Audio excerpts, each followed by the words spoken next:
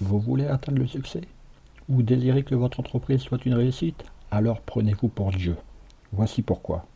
La plupart des entrepreneurs ont tendance à sous-estimer leur intelligence, leurs idées et leur capacité à réussir.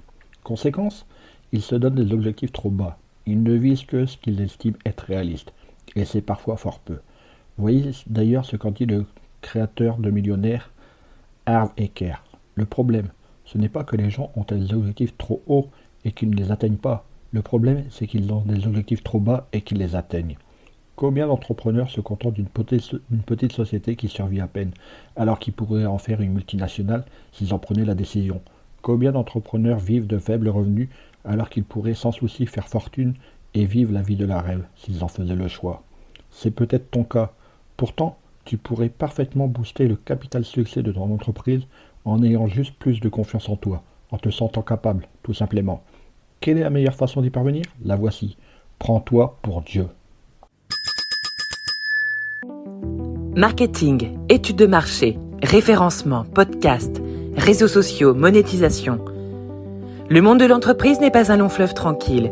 Alors chaque jour, les clés du business vous permettent d'y voir plus clair avec des conseils et des astuces. Que ferais-tu si tu étais Dieu? Que réaliserais-tu? Dans quel projet te jetterais-tu sans crainte, tête baissée, alors qu'actuellement il te terrifie? Lorsque tu te prends pour Dieu, tu n'as plus peur de rien, tu n'as plus de limites, tu te sens capable de franchir n'importe quel obstacle et d'obtenir tout ce que tu veux, sur simple demande. Tout est une question d'état d'esprit, car ce sont tes pensées qui créent ta réalité. La preuve, si tu penses que tu n'es pas capable de mener à terme un projet ambitieux, alors tu as raison. Tu n'en seras pas capable. Mais si tu penses que tu peux réaliser ce même projet, alors tu en seras capable, sans souci. C'est ce que disait Clement Stone. Tout ce que l'esprit peut concevoir et croire, il peut aussi le réaliser. Alors, voici quelques conseils. On te l'a certainement dit à toi aussi, garde les pieds sur terre. Et c'est probablement le pire conseil au monde. Pourquoi? Parce que pour atteindre les étoiles, il faut voler. Et on ne peut pas voler si on a les pieds sur terre, cloués au sol. Alors bien sûr, tu me diras, oui, mais si on vise trop haut, on risque d'échouer. Et je te répondrai, et alors? Entre nous, je préfère viser les étoiles et atteindre la lune plutôt que de viser le lampadaire et n'atteindre que le haut du caniveau. Et toi? Et puis, il ne faut pas avoir peur de l'échec. Pourquoi? Parce qu'il fait d'ailleurs partie intégrante de la réussite. Et vous savez quoi? Même Dieu fait des erreurs. Tu en doutes? Dans ce cas, que penses-tu des dinosaures? Pourquoi les a-t-il créés pour finalement les anéantir jusqu'au dernier? À ton avis? Dieu les a créés et leur a donné beaucoup de puissance, que ce soit en termes de force physique, d'armes, de combat, griffes dans l'immense rapidité et surtout de domination. Les dinosaures dominaient le monde. Et finalement, il s'est rendu compte que le test dinosaure n'était pas concluant. Il envoya donc un gros rocher pour régler le problème, puis il fit un nouvel essai en se basant sur les enseignements de cet échec.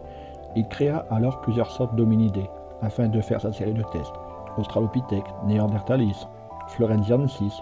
Au fur et à mesure de ces tests, il élimina la plupart de ces espèces et ne garda que l'Homo sapiens sapiens que nous sommes.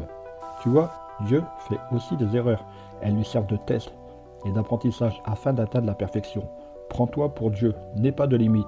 Tu feras des erreurs, c'est sûr, mais chaque erreur sera un apprentissage et te permettra d'avancer vers la réalisation de tes buts les plus fous. Bien évidemment, je ne te dis pas de regarder les gens de haut, ni de devenir prétentieux ou arrogant. Jette cette idée loin dans la benne à ordures. Se prendre pour Dieu, ce n'est pas ça. Ce que je te dis par contre, c'est d'avoir ce regard divin pointé vers toi-même, à l'intérieur de toi. Tu ne dois pas te prendre pour Dieu par rapport aux autres, simplement par rapport à toi-même. Crois-toi capable d'atteindre tous les objectifs que tu veux, car tu le peux. Vraiment? Comment?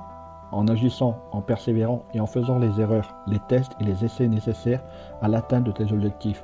N'oublie pas les dinosaures. Allez, au boulot, prends-toi pour Dieu.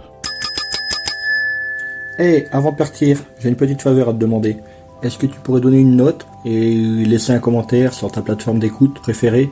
Cela permettrait aux clés du business d'avoir une meilleure visibilité et d'être accessible au plus grand nombre. Je te remercie. Allez, cette fois c'est vraiment fini.